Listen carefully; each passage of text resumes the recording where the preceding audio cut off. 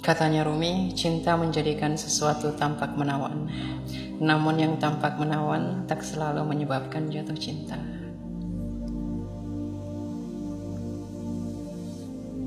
Suatu ketika Kois ini kaget.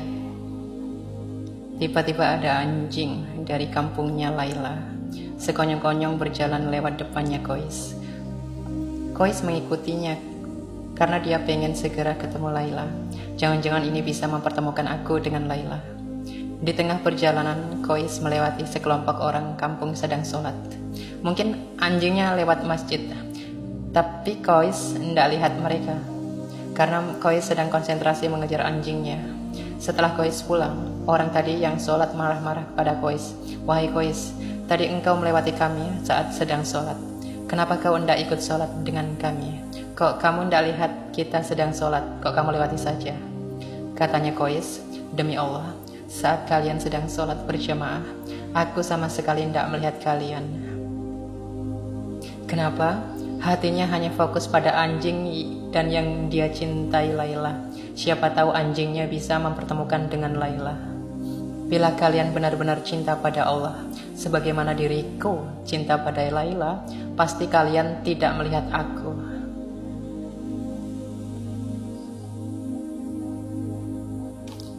Padahal kalian sedang berbicara dengan Allah, tapi mengapa kalian masih bisa memperhatikan diriku? Aku saja yang mengejar anjing kepunyaan Laila, pujaan hatiku, sama sekali tidak melihat kalian. Jadi ini sindiran luar biasa dari Kois. Ya, aku aja cuma anjing aja sampai lupa sama kalian. Kalian sama Allah loh, masih bisa sibuk sama diriku.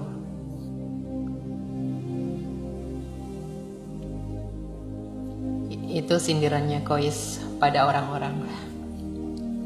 Ada lagi ini cerita. Jadi suatu ketika di rumah Laila diadakan pesta. Semua warga desa diundang. Majnun yang tidak diundang menyusup saja masuk. Sampai di dalam rumah dia lihat orang-orang kok antri. Dia juga ikut antri. Nah, waktu dia ngantri, kan yang membagi antrian kan Laila. Jadi dengan ikut antri itu dia bisa memandang wajahnya Laila.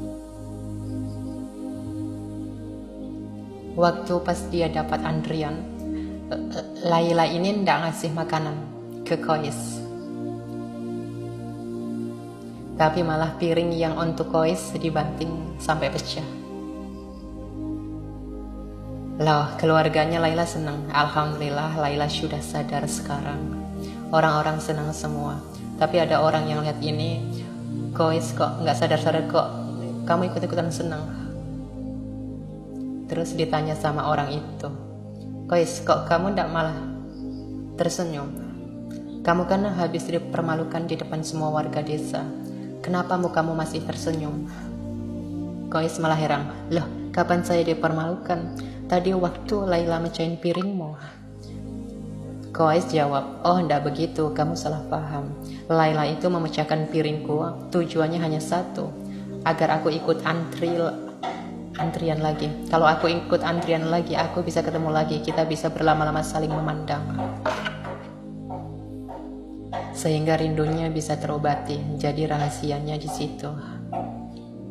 Ya, ini sebenarnya sindiran bahwa kalau Allah ngasih kamu susah, kalau Allah ngasih kamu ujian, kesulitan, itu mungkin karena Allah ingin dekatnya lama sama dirimu.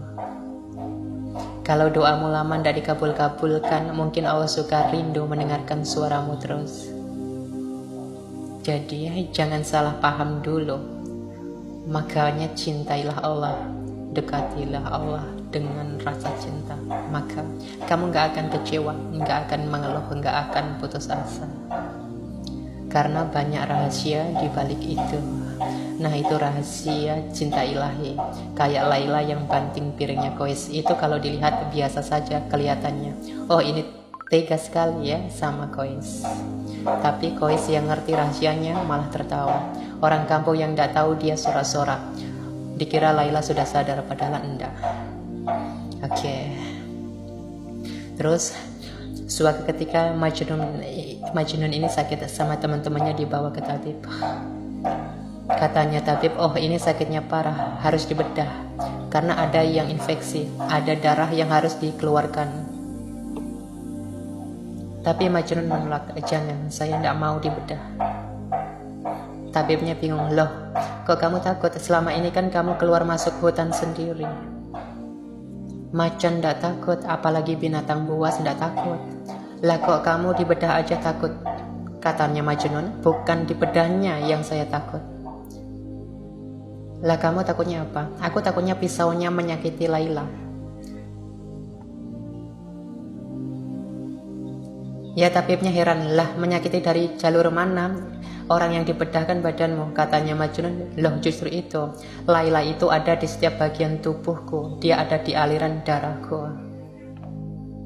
Jadi aku takut menyakiti, ya karena itu. Pelajaran bahwa ketika orang sudah sangat mencintai, antara yang mencintai dan dicintai sudah tidak terbedakan lagi. Jadi kalau Laila disakiti Majnun, yang sakit Majnunnya. Kalau Majnun disakiti, Laila yang sakit. Jadi ketika Majnun dibedah, yang dikhawatirkan oleh Majnun adalah sakitnya Laila. Kenapa? Kalau Laila tahu Majnun dibedah, dia yang sakit. Itu yang dikhawatirkan oleh Majnun. Kalau orang yang kamu cintai sedang disakiti, kan kamu juga tidak terima sakit kan? Ya itu yang tidak diinginkan oleh Majnun. Makanya jangan dibedah. Takut, kenapa di setiap aliran darahku ada Laila? Kalau aku disakiti, Laila juga ikut sakit. Oke, ini pelajaran cinta selanjutnya. Ada kisah suatu ketika Majnun ini ingin ketemu Laila, terus dia naik onta. Tapi sayangnya ontanya baru melahirkan. Nah, onta yang baru melahirkan ini masih sayang-sayangnya sama anaknya. Jadi waktu ditunggangi oleh Majnun, ontanya ini bolak-balik mau maju, tapi dia maunya mundur lagi. Maju mundur lagi, dia nggak nyampe-nyampe. Akhirnya Majnun turun.